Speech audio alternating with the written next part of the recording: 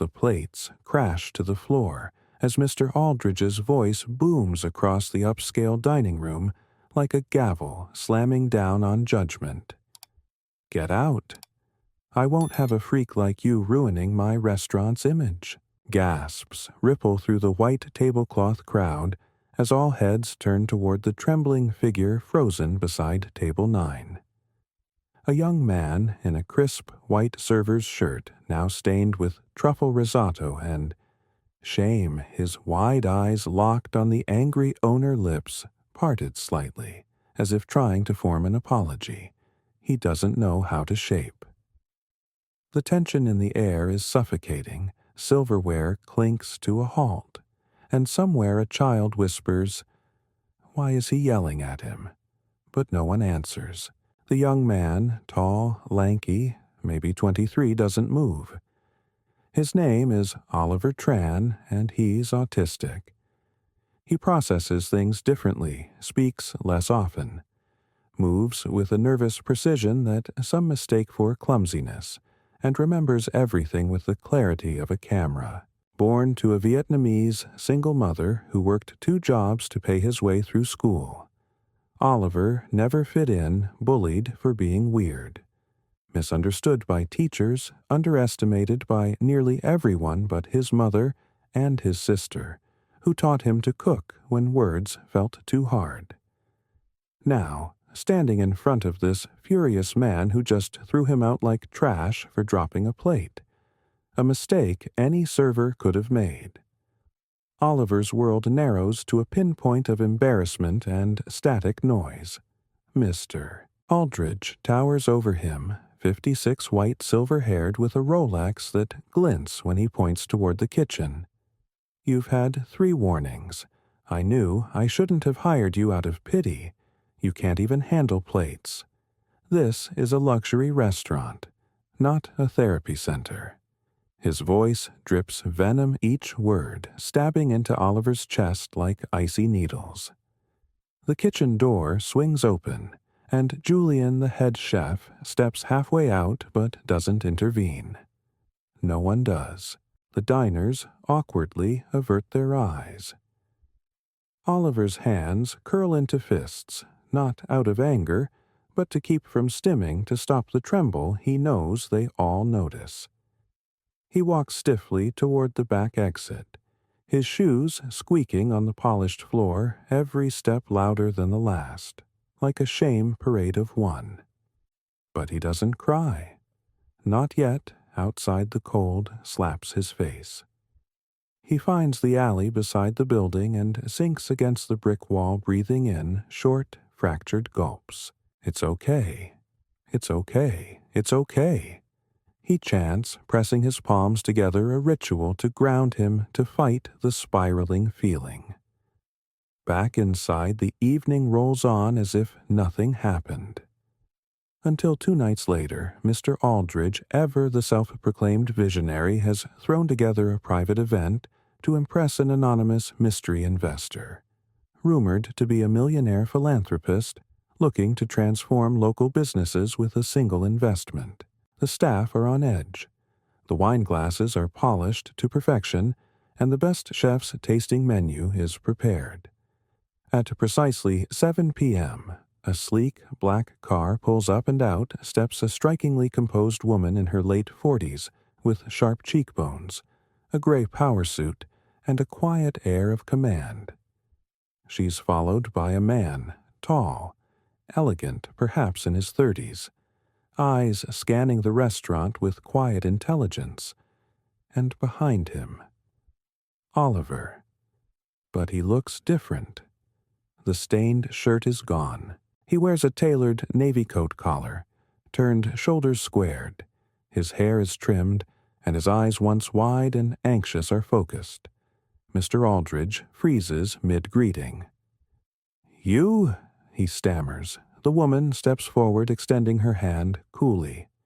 "Mr. Aldridge, allow me to introduce Dr. Aveline Tran, founder of the Spectrum Initiative, and her brother, Oliver Tran." A hush falls.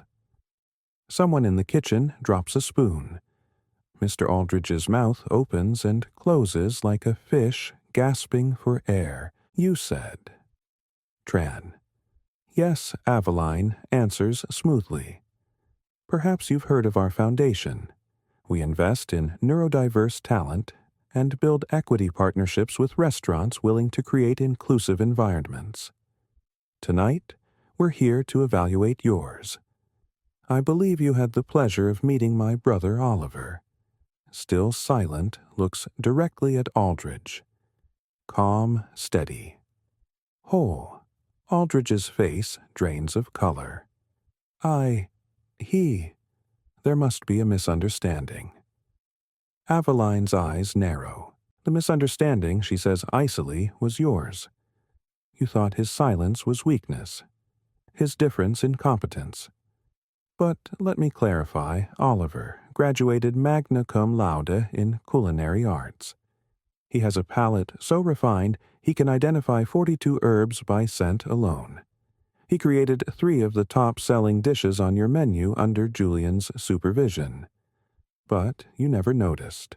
You saw only a label. She turns to Oliver. Would you like to say something? Oliver pauses, breathes, then steps forward, voice soft but steady. When I dropped that plate, I was overwhelmed. Too many noises. Someone at table 4 was wearing perfume that burned my nose. I asked to step out, but no one heard me. I was doing my best. I always do. He blinks slowly.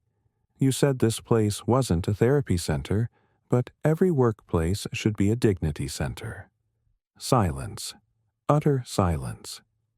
Aldridge tries to recover, stumbling over corporate jargon, but it's too late. Aveline turns to the room. This evaluation is over. We will not be investing here. She turns on her heel. Oliver follows.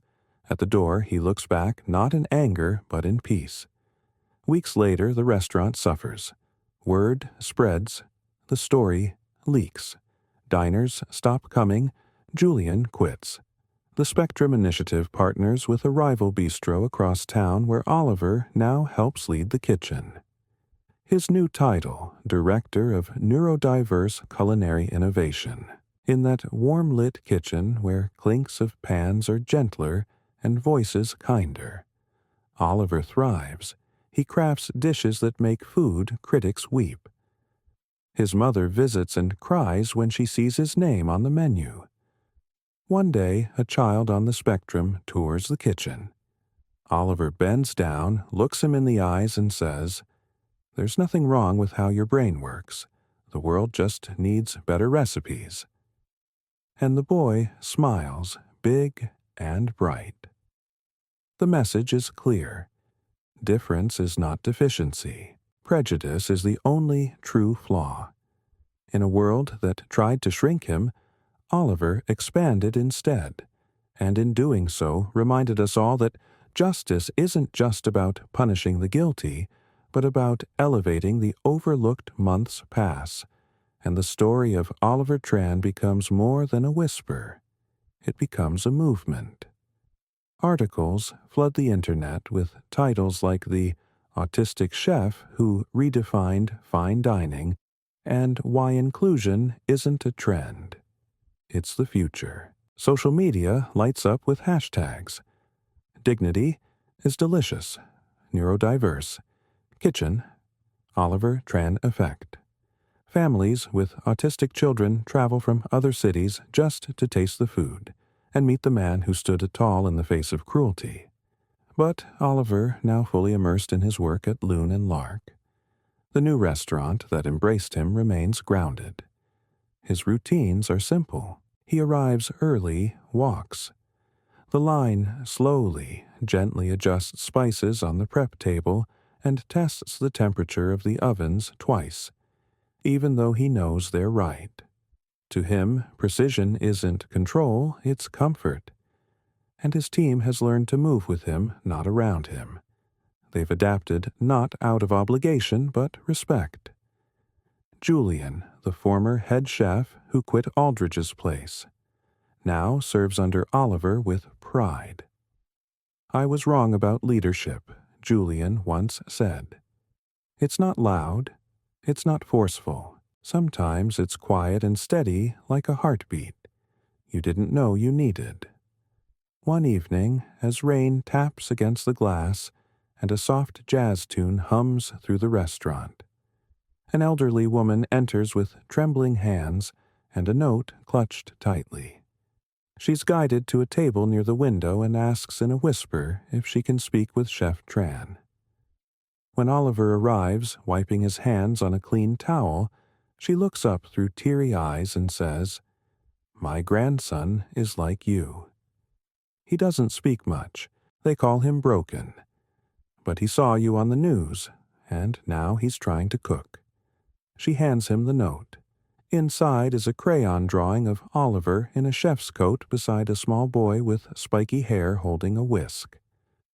The caption says, "When I grow up, I'll cook like Oliver." Oliver doesn't cry often. He has trouble with tears, but something behind his eyes softens, and he kneels beside the woman, gently touching her hand. He's not broken, he says. They just don't know how to listen yet. That night he adds a new dessert to the menu, a dish inspired by childhood soft vanilla bean custard with mango pearls and a drizzle of condensed milk. He names it Quiet Joy. On the other side of town, Mr. Aldridge watches the rise of Oliver Tran with bitterness curdling in his gut. The mystery investor's rejection destroyed his reputation. But what haunts him most isn't the business.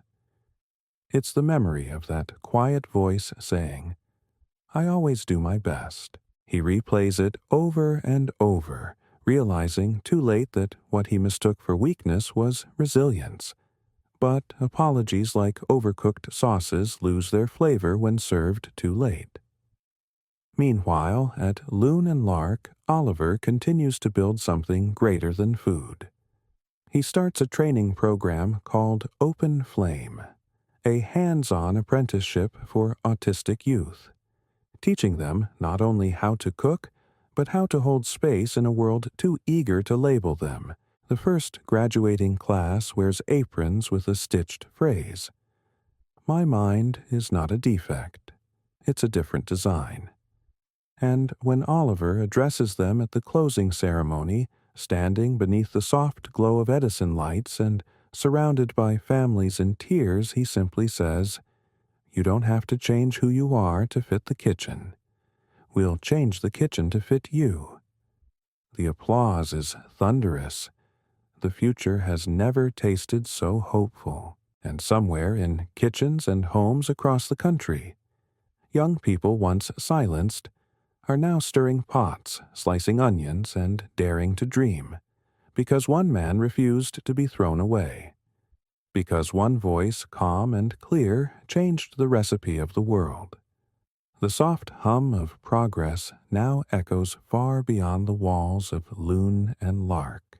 Oliver Tran's story continues to spread like wildfire, not for fame, not for spectacle, but because it reaches people in their quietest corners, the ones they've hidden from a world too loud and too cruel. His dishes have made headlines. Yes, but it is his way of seeing others the way he doesn't flinch at silence, doesn't rush to fill space with noise that makes him legendary.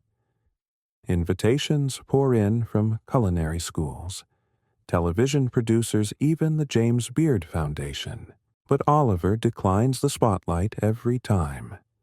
He prefers the hum of the kitchen, the certainty of taste, the rhythm of the stovetop. Still, one invitation catches his sister Aveline's eye. A National Culinary Institute wants to host a roundtable on neurodiversity in professional kitchens, and they want Oliver not as a guest but as keynote speaker. He hesitates. Public speaking is hard. He doesn't like bright lights. But Aveline places a hand on his shoulder and simply says, "You don't have to say much, just tell your truth, it's enough." So he agrees. On the day of the event, the hall is packed.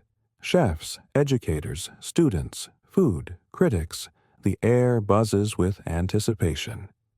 When Oliver takes the stage, there is no booming welcome, no flashy introduction. Just a tall young man in a modest gray blazer, hands shaking slightly, eyes cast down. For 10 full seconds, he says nothing. And then he lifts his head. They called me broken. He begins, voice low but steady. But I never broke. I bent. I curled. I hid. But I never broke. The room falls into absolute silence. He continues, pausing often, not to think but to feel. You teach chefs to taste salt, acid, fat, heat. But no one teaches you to taste dignity. You don't see it on a plate, but you can feel when it's missing. Cameras record every word. But Oliver doesn't speak for them. He speaks for the boy, drawing whisk pictures in crayon, for the girl who cries in bathroom stalls between shifts, for every neurodivergent soul who was told they didn't belong in a kitchen or a classroom or a boardroom or the world. I don't want to pity, he finishes. I want partnership. I want spaces where people are heard in their own language, not forced to translate their worth. The audience rises as one. No cheers, just reverent, tearful applause. The video goes viral in less than 24 hours. Comments flood in stories of sons, daughters, siblings. My brother is just like him. I thought I was alone until now. Thank you for speaking the words I couldn't say. Back at Loon and Lark, Oliver returns to his kitchen unchanged. Still quiet, still methodical, but something glows brighter behind his eyes now. He starts experimenting again. A dish called Echo's Layered Textures to represent communication without words. Another called First Snow, a barely sweet sorbet that melts on the tongue before you can name the flavor, much like the first moment of being understood. More apprentices join Open Flame. One of them, a teenage girl named Ray, doesn't speak at all, but expresses herself in brilliant bursts of plating that leave diners speechless. Oliver sees her, really sees her. One night he leaves a note on her prep station. You don't have to say it, your food is already shouting. Meanwhile, Mr. Aldridge's shuttered restaurant is bought by a community nonprofit that turns it into a training cafe for disabled youth. They name it The Second Plate, a nod to second chances and to Oliver. He never steps foot in it, but he smiles when he hears. In the final months of the year, Oliver's mother becomes ill. The diagnosis is quick and grim. He visits her every day, bringing her soups and soft breads, holding her hand through quiet afternoons. She whispers once as he feeds her spoonfuls of warm lotus porridge. You turned pain into something beautiful. Oliver, and when she passes it, is he who plans the funeral meal. No lavish spread. Just one perfect dish she taught him when he was a boy. Ginger, caramelized pork with rice and pickled vegetables. He calls it home. And on the restaurant's menu from that day forward, it stays under a section titled Recipes from a World That Loved Me. Years from now, children will read his story in school. Kitchens will carry his philosophy like scripture. And when asked how it all began, how a quiet, autistic man reshaped an industry built on hierarchy and heat, those who knew him best will say, he didn't fight the fire. He cooked with it. One quiet spring morning, long after the world had memorized his name. Oliver Tran wakes before dawn, not for work, not for media, but because something has been stirring in his mind quietly for weeks. A dream that started as a flicker in the back of his thoughts has begun to take shape. And now, with the sky still dark and the city asleep, he pulls out a notebook and begins to write. Not recipes, not speeches. A blueprint. a vision. He calls it the quiet table, a culinary sanctuary, not a restaurant. Not exactly a school, but something between a space designed entirely for neurodivergent minds. Built on gentleness, rhythm, and understanding. It will have rooms with soft lighting and soundproof walls, kitchens with noise-dampening floors and color-coded shelves, dining areas with tables spaced far apart, so no one ever feels overwhelmed. Every element from the menu to the architecture is based on sensory harmony, emotional safety, and human dignity. But this won't just be for chefs. It will be for guests, too. People who flinch at loud forks, who hate eye contact, who've never felt truly welcome in a public space. Here they will dine and be seen without judgment. They will taste in peace. Aveline reads the plan first. Her breath catches halfway through. This isn't just food. Oliver, she says, this is revolution. She helps him apply for grants, find architects, gather support. Donations flood, Informer open. Flame graduates offer to volunteer. A renowned neurodivergent designer insists on building the space for cost. Even Michelin-starred chefs reach out offering mentorship. Humbled by the man who changed the world without raising his voice. Construction begins. For months, Oliver visits the site each morning, watching it rise from the earth like a long-awaited answer. Brick by brick, tile by tile. The quiet table becomes real. And when the doors finally open, the first guest is a teenage boy with a white noise headset and a trembling jaw. He sits at a table where no one stares. The menu has images and texture samples, not just words Oliver personally delivers. The dish, warm rice noodles in soy ginger broth topped with egg and scallions. The boy stares at it, then at Oliver. "I never eat in public," he whispers. But this doesn't feel public. Oliver doesn't reply. He just smiles and nods.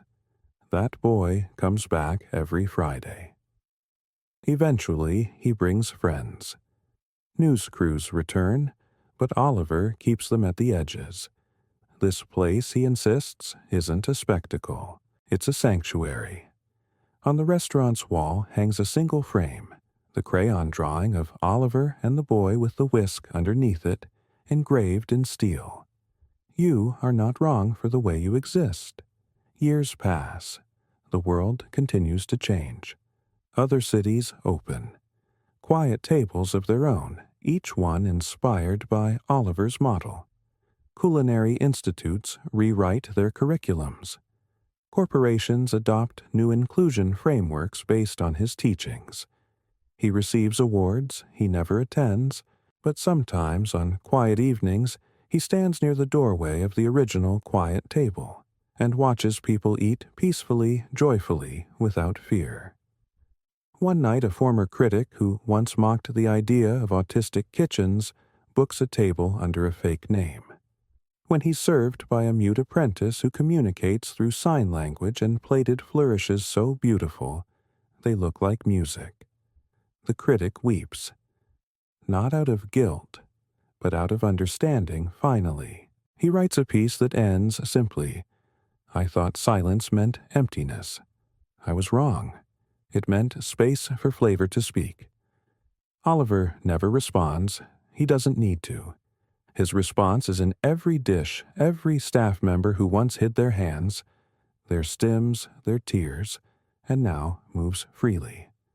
On the 10th anniversary of Loon and Lark's transformation, Aveline hosts a private celebration. She toasts her brother not as a chef, but as a world builder. He gave us more than food, she says. He gave us permission to be fully human. Oliver steps up nervous as always, holding a simple note. He reads slowly. "I never thought I'd belong. Now I build places where others do." And then he lifts his glass to everyone who was ever called, too much, too strange, too silent. This table is yours. It always will be. The room rises. And for a moment, even the world outside seems to pause. Years later, the quiet table has become more than a sanctuary. It is a movement, a symbol, a quietly burning torch passed from city to city, country to country. In Tokyo, chefs gather in silent kitchens built on Oliver's sensory design. In Cape Town, a culinary school reopens with a neurodiverse-led board. In rural towns in America, parents drive hours to experience a space where their children can eat without judgment, where a fidget isn't corrected but understood. Oliver Tran, now nearing 40, still arrives each morning before sunrise. He checks the walk-in cooler first, then the herbs, then the floors. He touches the walls with quiet reverence, not because he needs to, but because he remembers building them with intention, with purpose, with defiance, stitched into every corner. His hair is streaked with silver now. His frame, still lean, still precise, but there's something different behind his eyes. A knowing, a softness earned from years of being believed in, after so long being doubted. He walks through the kitchen like a conductor moving through his orchestra. His presence never loud, but always felt Ray, the once silent girl who used to plate like poetry, now runs the flagship kitchen. She signs swiftly, confidently, leading a team that listens with more than ears. "How did we build this?" she once asked. Oliver answered without hesitation. "We didn't build it, we revealed it." It was always possible. The world just had to stop shouting long enough to hear it. A documentary filmmaker arrives begging for access, but Oliver agrees only under one condition: he will not be the subject. The focus must be the apprentices, the guests, the quiet revolutions happening in each corner of the restaurant. The film premieres a year later and wins awards across the globe, but more importantly, it reaches people who have never stepped foot inside a restaurant without fear. Parents weep in dark theaters. Children point at the screen and say, "He moves like me." Meanwhile, Oliver works on a new project, The Open Spoon. Not a restaurant, not a school, but a living, moving kitchen built on wheels. A mobile, sensory-safe food experience that travels to underserved communities, bringing the quiet table philosophy to places long forgotten. It pulls into rural towns and inner-city blocks. It serves food designed by local neurodivergent youth. And in every meal is one ingredient the world too often forgets: dignity. One night during a rainstorm, an old man in a damp coat steps into the quiet table alone. He's thinner now, slower, his hair white and wiry. The host doesn't recognize him at first, but Oliver does. He sees the limp in his step, the hesitation in his eyes, Mr. Aldridge. The once proud restaurant owner who humiliated him cast him out, then watched his own empire crumble. Oliver doesn't flinch. He walks over quietly, table for one. He asks, Aldridge nods. If that's allowed. Oliver signals gently to Ray, who leads him to a corner booth. Lights low menu, simple. No judgment, no spectacle. Just warmth. Aldridge eats slowly, trembling, never looking up. At the end, he leaves a note on the receipt. "I came here expecting to be reminded of what I lost. I didn't expect to be reminded of what I never understood." He leaves before Oliver can respond. But Oliver doesn't need to. He knows change doesn't always roar. Sometimes it arrives as a man in a coat sitting quietly in a room he once thought beneath him. In time, Oliver steps back, not out of exhaustion, but because the world no longer needs him at the center. His apprentices have become masters. His blueprints are being used in hospitals, in schools, even in prison kitchens. He lives in a small cottage now, just outside the city, surrounded by herbs and silence. And each morning he makes the same breakfast: jasmine, rice, soft-boiled egg, a sprinkle of sesame familiar grounding. Whole. Occasionally a letter arrives, a drawing, a note, a photo of a child standing proudly in front of their first dish. He saves them all. One wall of his home is covered in them, a mosaic of lives touched not by perfection, but by permission to be imperfect. And on the day he dies quietly in his sleep, the news spreads not like shock, but like reverence. All across the world restaurants pause. Chefs tie black ribbons around their aprons. In kitchens everywhere, a moment of silence is held not to mourn, but to honor. That night every quiet table, every open spoon, every place inspired by his vision serves the same dish: quiet joy. On the plate, warm vanilla custard mango pearls and a small card. It reads, "The world told him to be less. He made room for more. Taste it. Remember him and listen."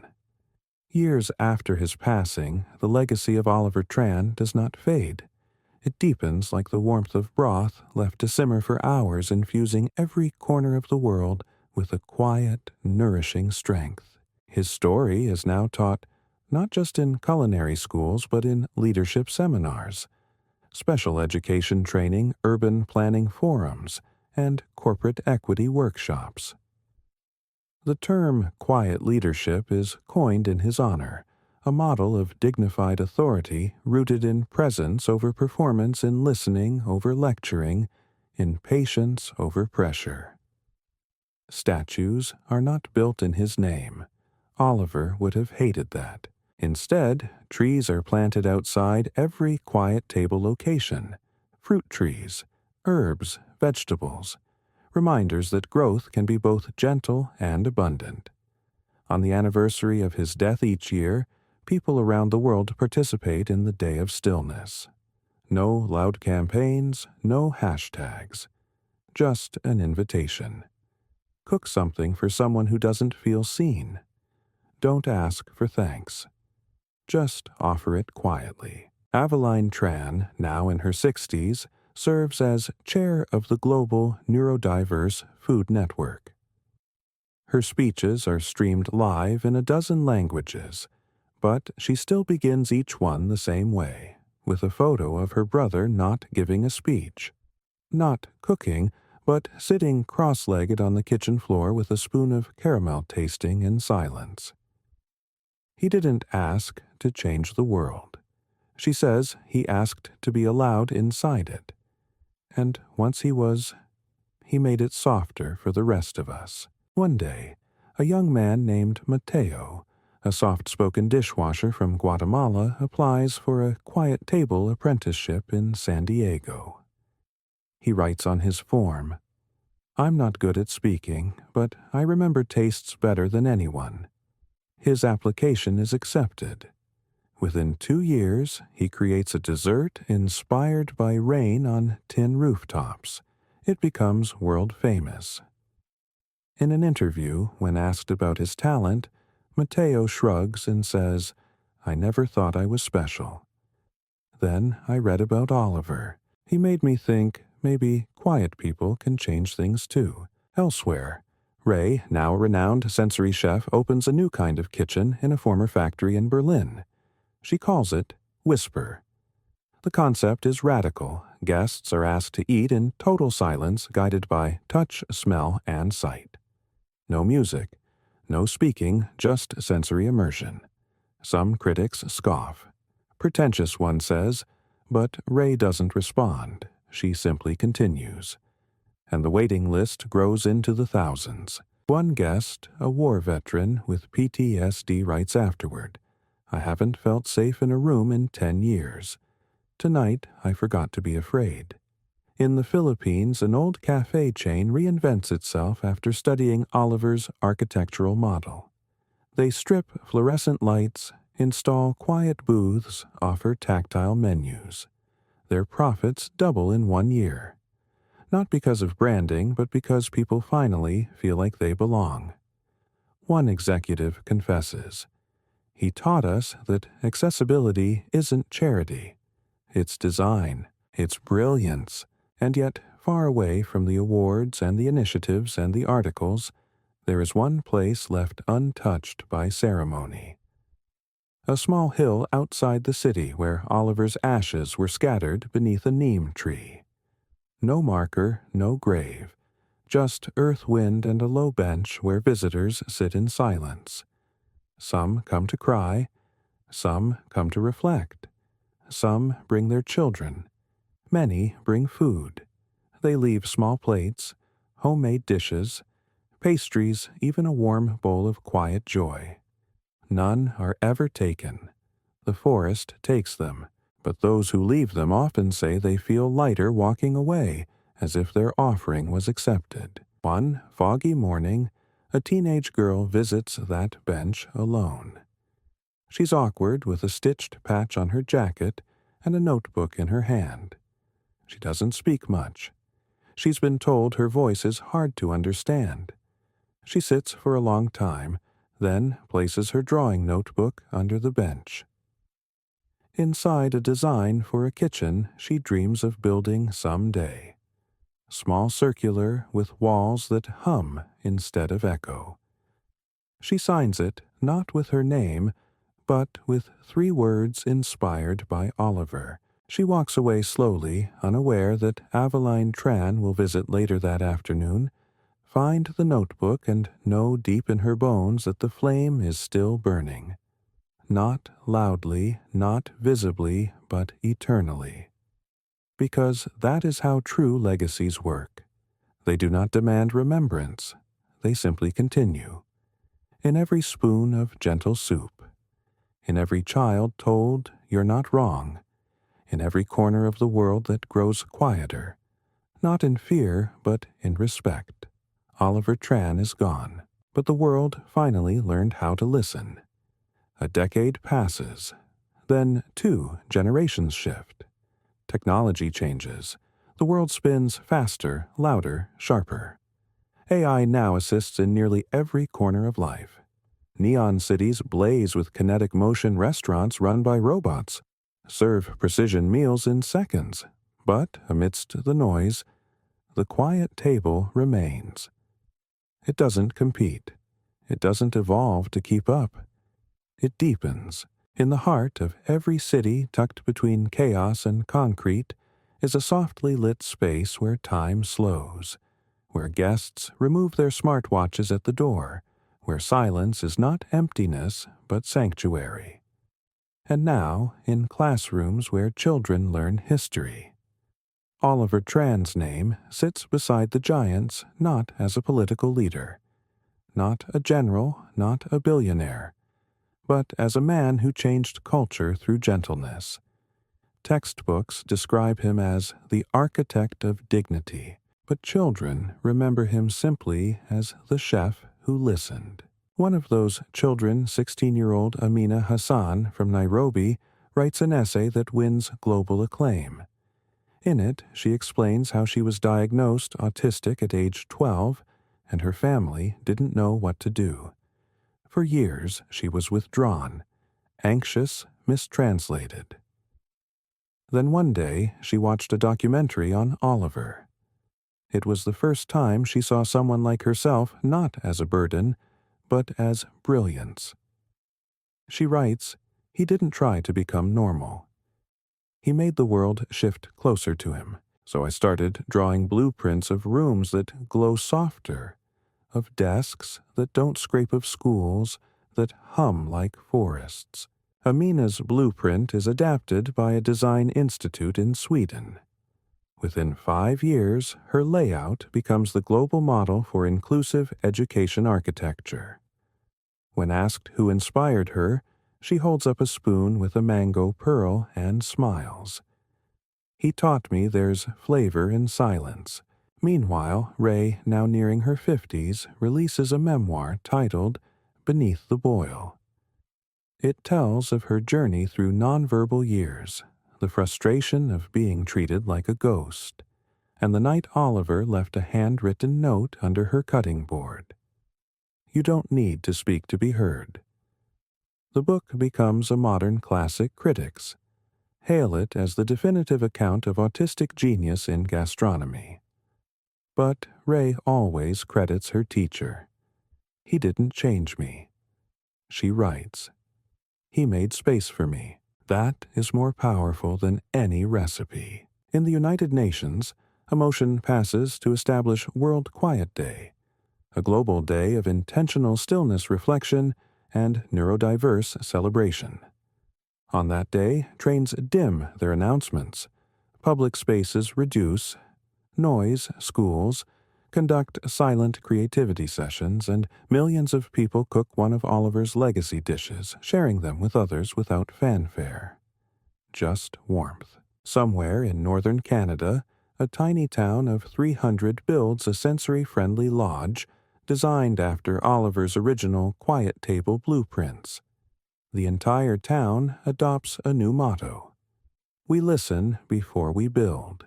It becomes a model of municipal empathy across the world. And finally, after decades of silence, a file is unsealed. A personal letter handwritten by Oliver Tran in his final days to be opened 50 years after his passing. It contains no manifesto, no final instructions, just a soft message written with the clarity and stillness he carried all his life. If you are reading this, it means you've kept going. Thank you for not rushing, for choosing kindness in the noise, for feeding others when you too were hungry. I was never here to be remembered. I was here to remember you, the parts of you that the world forgets. And if my life made your life gentler, then we cooked something worthwhile together. Yours in quiet strength. Oliver. The world doesn't erupt in applause. It simply pauses, and in kitchens, in classrooms, in boardrooms, in homes, people stop to breathe, to listen, to look at one another with a little more softness. Because Oliver Tran did not build an empire. He built a table, and the world never stopped sitting at it. And so the legacy of Oliver Tran lives on not in bronze statues or marble halls, but in every quiet act of kindness. Every moment someone chooses to listen instead of judge, to understand instead of correct. His story is no longer just his. It belongs to every soul who was ever told they were too different, too slow, too quiet. He didn't just change kitchens. He changed hearts, and in a world that once tried to silence him, Oliver taught us all a deeper truth. The quietest voices often carry the strongest recipes for change. If this story moved you, if you believe in building a world where everyone, regardless of how they think, speak, or feel, has a seat at the table, then don't just watch. Be part of the movement. Subscribe to our channel for more powerful stories that celebrate courage, compassion, and the quiet heroes who change the world without shouting. Turn on notifications so you never miss a story that could change how you see the world. Like, comment, and share this video with someone who needs to hear it today. Together, we can build more than content. We can build connection.